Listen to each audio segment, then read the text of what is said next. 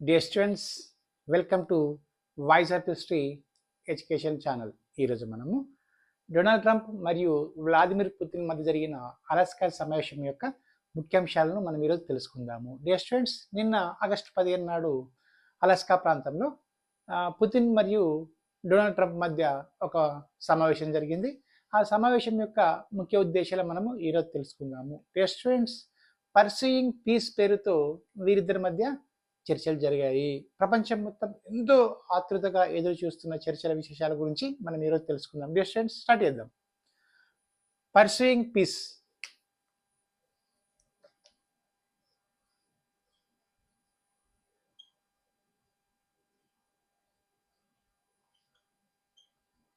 Pursuing peace పేరుతో Donald Trump మరియు Putin మధ్య నిన్న ఆగస్టు 15 అర్ధరాత్రి చర్చలు జరిగాయి. అంటే 15 మరియు 16 తారీఖులను కొంచెం మనం చూద్దాం. ఫస్ట్ అసలు అలాస్కా ప్రాంతము ఎక్కడ ఉండేది, అక్కడ వీళ్ళు ఎందుకు సమావేశం అని చెప్పి మీకు చెప్తే ఇప్పుడు అయితే చిన్నగా మ్యాప్ వేస్తాం మీకు అవగాహన కోసం.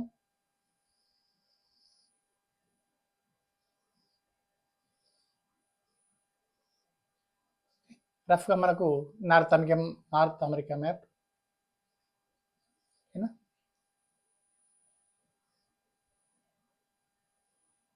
రఫ్గా వేసుకుందాం.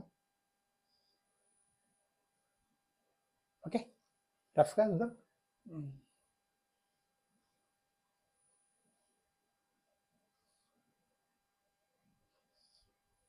ఇది యుఎస్ఏ,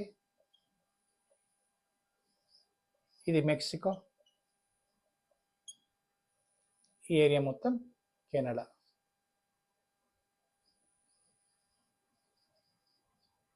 ఓకేనా?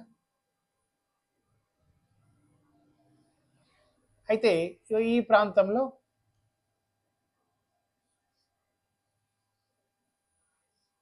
అలాస్కా ఉంటుంది. ఓకేనా?